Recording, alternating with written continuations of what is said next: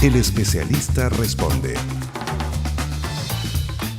Hola, ¿cómo están? Bienvenidos a nuestro espacio dedicado a la salud. Se estima que cerca de un 5% de la población ha sufrido una crisis de pánico, una experiencia de miedo intenso que está asociada a trastornos de salud mental.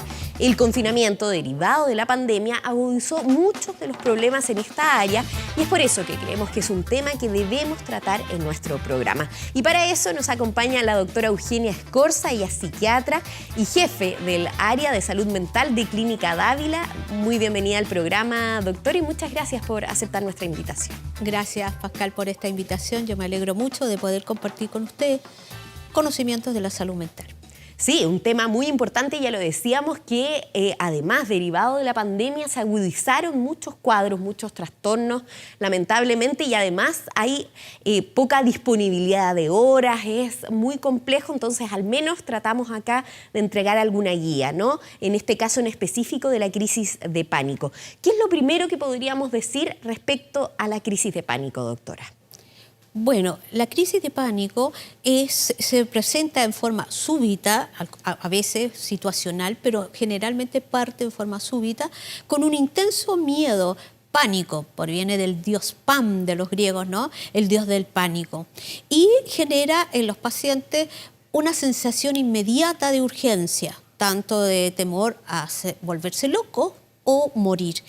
Esto va asociado a otros síntomas que, según los DSM, que son un manual estadístico de la psiquiatría, o otros, el CIE-10 o el CIE-11 actualmente, tiene que estar asociado además a 4 síntomas neurovegetativos físicos. Ya. Nosotros tenemos una gráfica preparada, doctora, donde aparecen distintos síntomas, 15 salen evaluados ahí, pero me interesaría que fuéramos revisándolo y usted ahí poner énfasis en algunos. Sensación de peligro, fatalidad inminente, miedo a perder el control o a la muerte, como ya lo señalaba, taquicardia y palpitaciones, sudor, temblores o sacudidas. Esos son algunos de los síntomas que están asociados. ¿Alguno de estos primeros 5 del cual cree que es más común o que se presenta con mayor frecuencia en una crisis de pánico? El más frecuente, de todas maneras, son las taquicardias, las arritmias, las palpitaciones.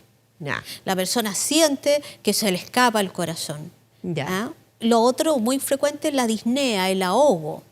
Una sensación de ahogo, de mareo. Claro, podemos continuar con los otros síntomas que también están en este apoyo gráfico. Claro, usted mencionaba la fatalidad inminente, esta sensación de muerte, pero es difícil pensar, si uno no ha vivido una crisis de pánico, a qué podría estar asociada esta sensación de muerte. ¿Qué es lo que se siente al sentir una muerte? ¿Que uno está, digamos, perdiendo el aire? O sea, es una sensación de urgencia. Algo está pasando en mí que no lo puedo controlar. ¿Ah? Es una sensación de que puedo morir, esto me va a matar, y por eso llegan mucho a la urgencia, precisamente los pacientes de crisis de pánico, y también llegan a consultar incluso 6 veces antes a otros médicos de otras especialidades. Ya. Aquí aparecen otros síntomas que se han advertido que surgen en las crisis de pánico, como la falta de aliento u opresión en la garganta, escalofríos, sofocos, náuseas, calambres abdominales. O sea, tenemos una serie de sintomatología asociada también física, no es solo una sensación, sino que también síntomas físicos. Exacto, Pascal. Eso me gustó mucho porque efectivamente esto es una patología que demuestra que el ser humano es uno solo. El sistema nervioso controlado, el sistema nervioso central, y el vegetativo, el sistema simpático y parasimpático. En este caso, la persona puede tener síntomas de cualquiera de los otros sistemas. Sistema cardiovascular, respiratorio, neurológico, como cuando sienten que se van a desmayar, gástrico, como las náuseas y lo que tú mencionas ahí, calambres abdominales, claro. Endocrinos, o sea, es de la diversa matiz de lo que es un cuerpo humano. Y revisemos también los últimos 5 para que usted me señale cuáles suelen ser los más comunes que se presentan en una crisis de pánico y además se presentan de manera súbita, plantea usted. Se presentan de manera súbita, pero también situacional. Y a veces las primeras crisis son súbitas, cuando ya los pacientes conocen de qué se trata, desarrollan otro síntoma, que es la ansiedad a sufrir una nueva crisis, la ansiedad anticipatoria. Perfecto. Dolor en el pecho, que era lo que señalábamos, dolor de cabeza, mareos, sensación de desvanecimiento o desmayos, sensación de entumecimiento u hormigueo y sentimientos de irrealidad o desconexión. Estos son una amplia gama de síntomas que pueden presentar, pero usted me decía que hay algunos que ya uno puede determinar que se trata de una crisis de pánico con algunos de estos 15 síntomas que hemos presentado. Claro, como te digo, es esa sensación de miedo espantoso asociado a 4 por lo menos de estos síntomas. Ahí uno habla de un diagnóstico nosológico, digamos, del trastorno de pánico, el trastorno por angustia, que en un 90% está asociado a otro que se llama agorafobia, que el temor a estar expuesto a un lugar sin estar acompañado, sin la protección adecuada. ¿Y son muy similares los síntomas? Son con crisis de pánico, con agorafobia, que se da... Tengo la crisis de pánico, que se viene toda esta tormenta química en mi organismo, y además eso me desarrolla después un temor a estar solo en lugares que pues sea difícil escapar, como una micro, una carretera, un túnel, un show. Cuando vas a un show, al cine, también. ¿Y eso se suelen relacionar si es que alguien presenta una crisis de pánico, luego desarrolla una agorafobia? En una alta frecuencia, como un 90% se ha visto en alguna estadística. ¿Muy alta? Muy alta. La frecuencia. Se habla a veces de crisis de pánico con agorafobia o sin agorafobia. Lo raro y los más suaves son sin agorafobia. Perfecto. Doctora, y con la pandemia, ¿se ha visto un incremento del diagnóstico de crisis de pánico? ¿Se ha visto un incremento en general de distintos trastornos de salud mental, pero con las crisis de pánico, ¿se ha visto este incremento también? Sí, me gusta esa pregunta, Pascal. Efectivamente, uno de los diagnósticos que más ha aumentado son los trastornos ansiosos. Y dentro de eso está el trastorno de pánico. Los trastornos ansiosos son como base al miedo, a la ansiedad, a una de las emociones básicas que tenemos los seres humanos. Las depresiones, sin embargo, todavía están como estables, pero se espera un alza. Generalmente cuando hay pandemia o situaciones mundiales, las personas posteriormente, cada 2 años después, pueden desarrollar cuadros afectivos o del ánimo. Depresivo, claro. Pero comienzan los trastornos ansiosos. Y doctora, acá, ¿cómo es la realidad en Chile? ¿Estos crisis de pánico se presentan en una edad específica? ¿Qué ha pasado, por ejemplo, con los estudiantes universitarios que también han tenido un incremento muy importante de trastornos de salud mental? ¿También se ha visto una disminución en la edad en que se presenta este tipo de trastorno? Muchos cuadros actualmente se están presentando antes de lo que uno esperaba, pero los trastornos de pánico, la edad habitual es el adulto joven, o sea, 25 o 30 años, se presentan 3 veces más frecuentes en nosotras las mujeres, y tiene que también que ver con el ambiente, tiene un porcentaje genético, pero también tiene que ver con el estilo de afrontamiento que tiene nuestra familia frente a los eventos de estrés. ¿Y cuáles son esos factores de riesgo, además de los que estaba señalando? Bueno, te mencionaba el tener una personalidad con ciertas características o rasgos del espectro ansioso que uno menciona actualmente. Por ejemplo, reprimir las emociones, guardarse para uno todo lo que piensa, y lo sufre solito. También esa persona que es muy dependiente, muy preocupado del qué dirán, de cómo lo valora el otro, también tiene mayor riesgo. Demasiado consciente del entorno y cómo le puede afectar. Demasiado preocupado, que están más fuera que dentro de sí mismo. Hay otras personalidades que son dicotómicas, o es bueno o es malo. Esos que se van a los extremos también tienen mayor riesgo. Y las personalidades hipereficientes, que son demasiado controladoras, Entonces están mucho en la razón y poco lenguaje con sus emociones. Y en ese caso la persona se polariza hacia la racionalidad y no hace un contacto, ni un lenguaje con su cuerpo, ni con sus emociones. Y ahí el cuerpo finalmente cuerpo actúa por sí solo, como de alguna manera, como se diría de una manera más coloquial, brota de algún lado esa emoción, ¿no? Exactamente, Pascal. El cuerpo te hace, oye, reflexiona, para. El cuerpo te lo dice. Por eso lo mejor es, lo que como siempre dice, esos perfeccionistas, mejor, lo bueno es mejor que lo perfecto. Y doctora, en estos factores de riesgo, ¿hay un componente genético? ¿Es más habitual que, por ejemplo, si mi madre presenta crisis de pánico, yo desarrollarlo también? Absolutamente. Hay un componente genético que se ha probado porque una persona que tiene una familia con antecedentes de crisis de pánico tiene 10 veces más probabilidad que la población común de desarrollar una crisis de pánico. Yeah. Se ha visto en estudios de gemelos idénticos, que viven aparte y también tienen mayor probabilidad de desarrollar una crisis de pánico. El componente genético está absolutamente probado, pero es solo la vulnerabilidad. A esto hay que agregarle las situaciones que están pasando en el entorno, porque también está el aprendizaje. Como te decía, la familia enseña a afrontar las ciertas situaciones de alguna forma u otra. Exactamente. Planteábamos el estilo de vida también puede influir, sin afán de frivolizar esto, la cantante Jennifer López hace poco confesó que ella sufría crisis de pánico y que incluso pensó que podría perder su carrera por esto.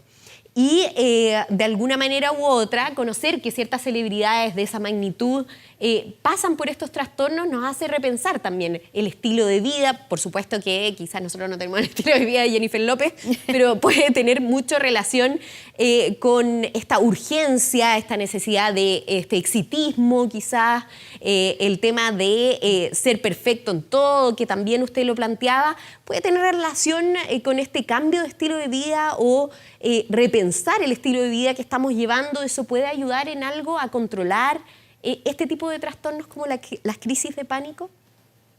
Por cierto que sí.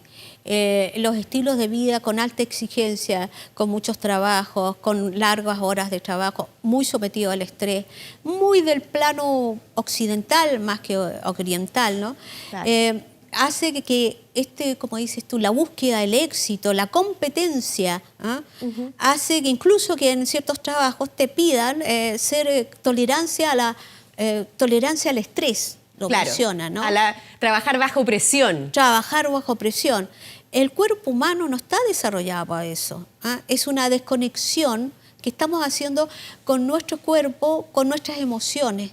¿Te fijas? Estamos obligándolo a reaccionar a algo que no debería ser así en todo momento, porque supongo que uno desarrolla en ese tipo de presión constante, uno secretará adrenalina o ciertas otras químicos de nuestro cuerpo que nos mantienen más alerta también, ¿no? Exactamente, el sistema de alerta, ¿no? Estamos hablando de que en el cerebro hay una zona que se llama el sistema reticular, y unas zonas que están en los hemisferios que se llaman amígdalas. Estas como se gatillan frente a los estímulos, a un estímulo que los animales y las personas teníamos, defenderse o atacar. Que sobrevivir. Es sobrevivir. Pero nuestros sistemas efectivamente nos exigen más de lo que el mismo cuerpo puede dar, de lo que las mismas emociones. De hecho, lo más triste es ver estas crisis de pánico como en los colegios, en los niños previo a estas pruebas PTU, pruebas de rendimiento en general. Pruebas de rendimiento que se olvidan de que el ser humano es un diálogo interno con nuestras emociones, con nuestro espíritu, con el entorno. El ser humano no es solo razón o hemisferio izquierdo, ¿no? Hay que unirnos con nosotros mismos para tener un mejor entorno con los otros. Ese equilibrio que suena fácil, pero es difícil también, doctora. En una sociedad, claro, porque tú mencionabas, la sociedad y los eventos que ocurren alrededor nuestro, y sobre todo con el miedo, tienen que tener mayor repercusión en los trastornos ansiosos, de todas maneras. Y doctora, ¿cómo se puede tratar? Yo detecté que presento una crisis de pánico, que me ha pasado más de una vez. ¿Cómo puedo tratarla? ¿Hay una forma de mejorar o dejar de tener crisis de pánico o es un cuadro crónico? Bueno, se considera que puede ser, mira, existen cuadros leves que puede dar una vez y no dio nunca más. La mayoría están en el medio, ¿no? En la curva de Gauss, y cuadros severos, gravísimos, que imposibilitan el contacto y la vida normal. Pero es totalmente tratable. Ahora, lo importante, y esto lo quería decir, es que se haga un diagnóstico médico. Claro. Porque la crisis de pánico, como hablábamos, hay una descarga de adrenalina, noradrenalina en todo nuestro cuerpo y va generando problemas también a la larga.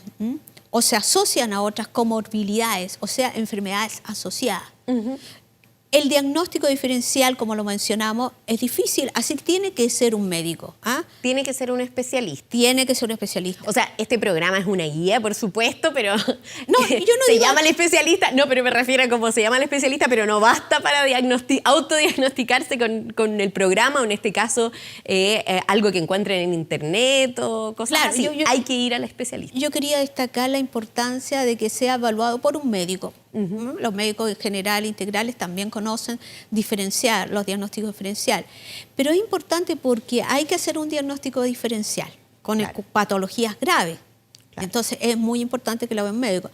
Y segundo, uno tiene que saber, una vez que está el diagnóstico, que es totalmente curable y que la persona no se va a morir, no se va a volver loca. Y la pérdida de control es momentánea y tiene tratamiento. Perfecto. De eso mismo vamos a hablar, doctora, pero después de una pequeña pausa, y aprovechamos de recordarles a todos en sus casas que pueden participar de nuestro programa haciendo sus comentarios o haciéndonos llegar sus preguntas a través del hashtag El Especialista Responde. Ya volvemos. Si ha sufrido un trauma ocular, sufre de miopía o ya es un adulto mayor y repentinamente ve pequeños puntos, manchas o destellos de luz que se mueven en el campo de su visión, puede estar sufriendo un desprendimiento de retina y debe acudir de urgencia a su oftalmólogo. Visite su oftalmólogo y cuide su visión. Clínica Oftalmológica Mira. Ver bien, vivir mejor.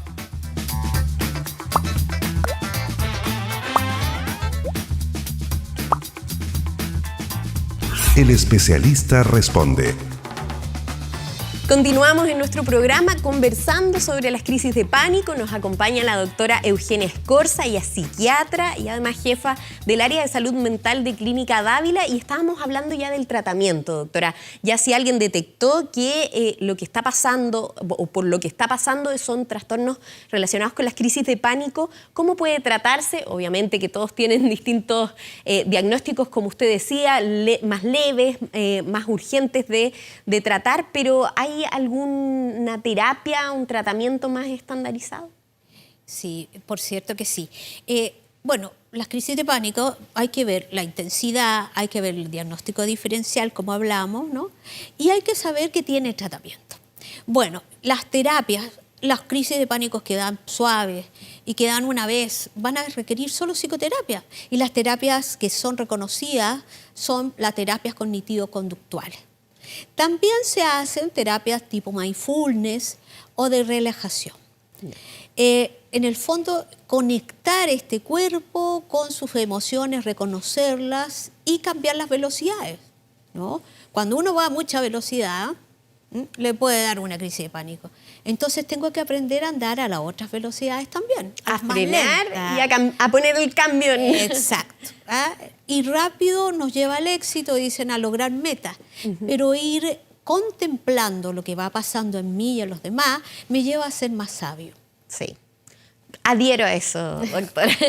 Doctora, ¿le parece que revisemos algunas preguntas que nos han hecho llegar a través de nuestro hashtag El Especialista Responde, a través de distintas redes sociales? Nuestro público participa en el programa. Eli Pino Carrillo pregunta, ¿cómo se controla un ataque de pánico si uno va manejando? Pregunta difícil. Primero hay que cuidarse uno mismo, hay que detenerse, por supuesto, y hay que hacer un cambio de switch. Tienes que, ojalá, hablar con alguien que te da tranquilidad, respirar profundo y soltar en 7 lentamente, escuchar alguna música que te calme. Lo más importante es cambiar el switch, Y sobre todo si hay alguien que está con tratamiento, con fármacos, se puede poner un sublingual que se usan a veces como SOS. El tratamiento ahí, el tratamiento más reconocido es el combinado. ¿Qué me refiero con combinado? Que hay psicoterapia y farmacoterapia. La farmacoterapia actúa más rápido y la psicoterapia actúa mayor y mejor para la prevención de nuevas crisis, cuando tú ya tienes control sobre eso.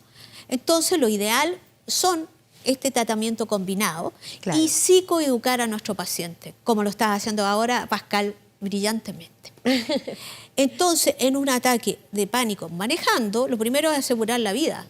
Hay que parar, estar en un lugar tranquilo y llamar y saber que no te va a pasar nada más que eso, que tú lo puedes controlar.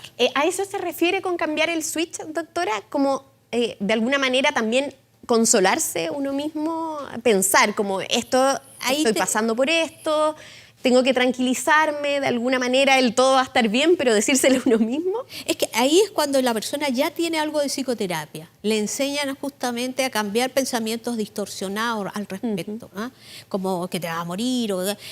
Cuando ya ha pasado las primeras crisis, la persona puede hacer eso. Claro. Pero el comienzo del cambio de switch es cambio de tu atención. ¿La atención dónde está cuando estás con la crisis de pánico? Está ahí, po. Y eso hace que más se descargue adrenalina. Claro. Entonces, lo que tengo que hacer, llamo a un amigo que es entretenido, que me va a decir, no, calma, yo voy a estar contigo, voy para allá. O simplemente si tengo ahí, me como un chocolate, por eso uno engorda con la ansiedad, porque los sentidos, el cambiar los sentidos hace que tu atención se vaya desde el momento de la cosa pesadilla a otra cosa. Y eso es la idea. Claro. Revisemos otra pregunta, doctora, que nos han hecho llegar. Camila José nos pregunta, ¿cómo se contiene una persona que está sufriendo un ataque de pánico para que no empeore? Bueno, Camila, te contaré que una cosa importante es que tú estés tranquila, que le transmitas a esa persona tu tranquilidad. Si está muy acelerado, tú lo vas enlenteciendo de a poco, le das seguridad, le conversas y sobre todo decir, esto no va a pasar, ya va a pasar, no vas a morir por esto, no va a ser una locura, estás conmigo. Es contención, una contención psicológica. Y enseguida apoyarlo a cambiar de switch, como digo, a cambiar la atención hacia la respiración otra. Es importante, decía usted, pueden hacer un ejercicio conjunto. Ejercicio de psicorelajación, que la respiración, respirar y botar lento. Concentrarse en eso, es como esta respiración abdominal. Es un poco las prácticas de yoga, de tai chi que las hacen, es un poco eso. Eso puede aliviar. Alivia muchísimo. Y lo mismo la persona que le da seguridad. Ya. Por eso la persona, si lo inquieta más, esa persona... Sí, no busque a la persona que lo estresa más. Claro, y si hay alguien inquieto, eso se transmite más. El miedo se contagia. Claro. Doctora, y a través de redes sociales yo estaba buscando información sobre para preparar este mismo programa. Me fijaba que en redes sociales también hay una suerte de recetas caseras para atender una crisis de pánico. Por ejemplo, un bote con hielo. ¿No hay recetas mágicas como para controlar una crisis de pánico, no? La clave es el cambio de la atención, como te decía, y los sentidos. Los 5 sentidos te permiten cambiar la atención más rápido. Por ejemplo, lo visual, ¿no? O el ruido. Los animales y las personas, cuando hay un ruido intenso, desarrollamos miedo, pero una música suave nos da paz. El tocar el hielo es el tacto el que te hace el cambio de switch. Por eso que hay gente que le hacen inflar un globo. ¿Por qué? Porque estás inflando el globo y mientras tanto se concentra en esta mecánica. En la mecánica. Del globo. Tu mente ya no está concentrada. ¿Y cómo está mi corazón? ¿Cómo está mi respiración? Va a estar en otra cosa. Esa es la clave. Claro. Y los sentidos, los 5 sentidos nos aportan instrumentos para salir de lo negativo hacia lo positivo. La clave es que sea algo positivo. Claro, no atraparse en algo aún más angustiante. Ojalá no pensar en otro tema que lo angustie, sino que cambiar de switch hacia algo más tranquilo, más alegre, ¿no? Yo siempre les digo a mis pacientes que por favor seleccionen cosas para los 5 sentidos. ¿Ah? Fotos agradables de nosotros en nuestros momentos agradables, música que a mí me gusta, que tiene un sentido que me calma, olor, aroma, un aroma que me da. Ahí uno puede hablar de la aromaterapia, la buena Claro. pero a mí me basta un perfume que signifique algo para ti. El tacto, las cremas, o si es más drástico la cosa, tocar el hielo. En general, es un aporte del cambio de la atención. Perfecto, muy buenos datos. Doctora, vamos a alcanzar a revisar una pregunta más que nos hace llegar el público. Rolando Yáñez, ¿tienen cura este tipo de crisis? Bueno, ya lo comentábamos en términos del tratamiento. Sí, Rolando, hay cura, lo importante es hacer un buen diagnóstico, lo importante es ver los diagnósticos diferenciales. Esta enfermedad tiene mucha comorbilidad, tiene comorbilidad un 30% con la depresión, tiene un 30% con la fobia social, tiene comorbilidad con los TOC, tiene comorbilidad con los trastornos ansiosos, de ansiedad generalizada, Claro. y con la agorafobia un 90%. Así Entonces, que, ojo. hay que estar muy atento y cuando la gran recomendación que hacemos siempre en nuestro programa, tal como su nombre lo dice, el especialista responde, en este caso está acá en el programa, pero para responder las dudas personales es necesario que vayan al doctor, que le pierdan el miedo a ir al doctor. Mientras antes se tengan las respuestas, mejor, ¿no, doctora? Exacto, porque todos los seres humanos somos diferentes. Nuestra crianza fue diferente, nuestro perfil de personalidad es diferente, nuestras enfermedades asociadas. Así que sí, tiene que ver un doctor. Internet no tiene todas las respuestas. No. Pero en este caso sí los puede apoyar. Por ejemplo, si ingresan a la página 24horas.cl, ahí hemos preparado una nota especial, un artículo de 24 Data sobre las crisis de pánico para tener más información, pero por supuesto no va a tener todas las respuestas, ahí hay que visitar al doctor. Le agradecemos a la doctora Eugenia Escorza que nos acompañó a hablar de este importante tema en nuestro programa. Ella es psiquiatra, recordamos, y jefa de salud mental de la Clínica Dávila. Y bueno, los invitamos también a seguir en sintonía de nuestro canal de Noticias 24 Horas. Que estén muy bien y que tengan una buena tarde.